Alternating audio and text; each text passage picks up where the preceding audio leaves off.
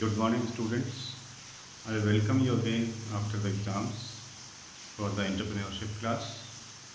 And today we will learn from the fourth chapter, that is enterprise growth strategies. And the topic for today's discussion is advantages of franchising. So the advantages of franchising is divided into two different aspects.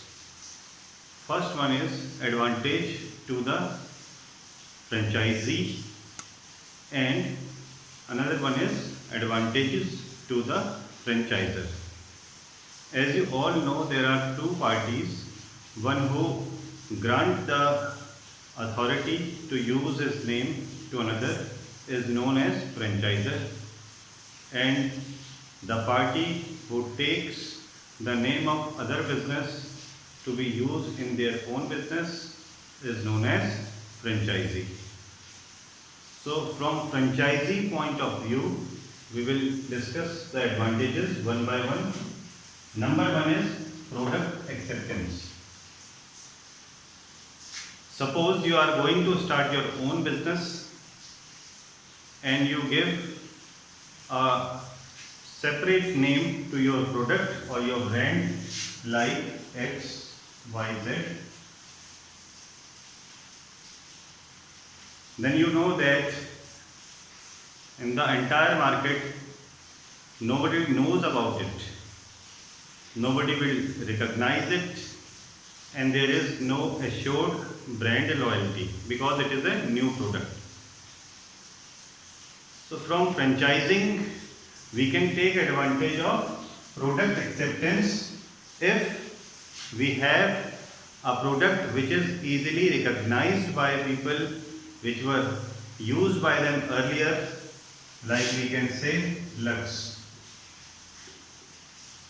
It is a soap brand, everybody knows it, and its acceptability is more than XYZ. So it is the very crucial benefit from franchising because we are taking only those brands or those products which have already a goodwill in the market. So product acceptance is very much in the franchising. Next point is management expertise.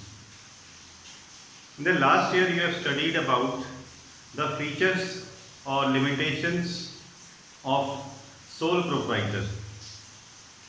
You know that a single person cannot be expert in all the aspect of a business.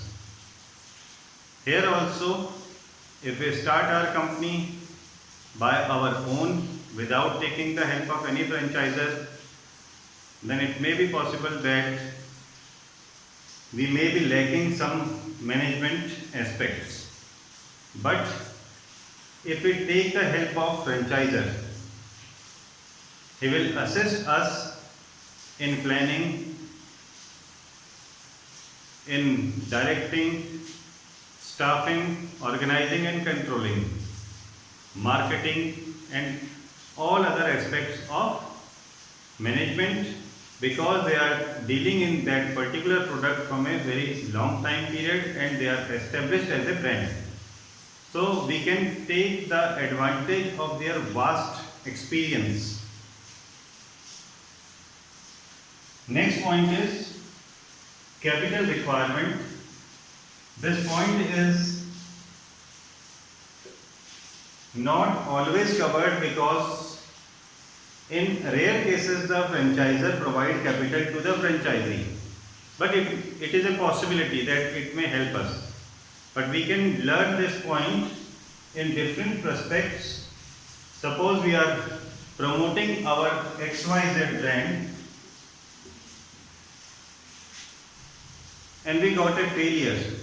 The product is not accepted, it is not sold and there is a loss.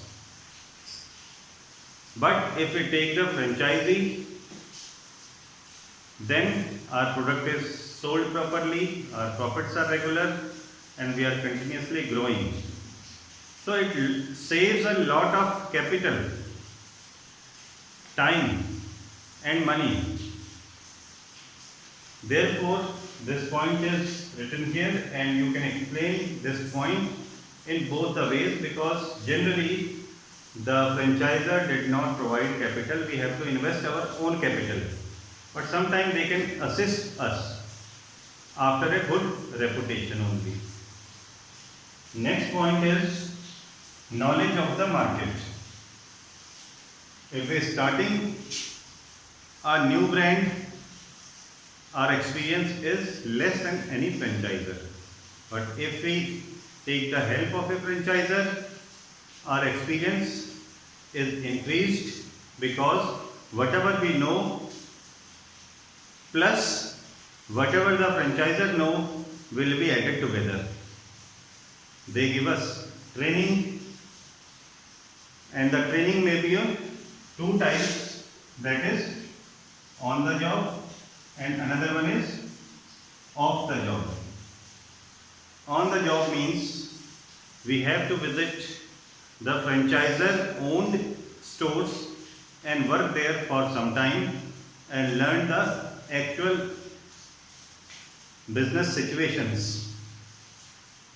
And off the line means we can ask them about the frequent problems which are arising day to day, and they will certainly provide the solutions, because our business is also their business, or our growth is also their growth. So they provide knowledge of the market by providing us training.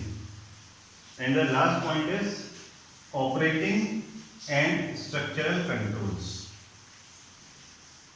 It may be possible that if we start our own business with XYZ product, then there are certain problems which could not be solved by us,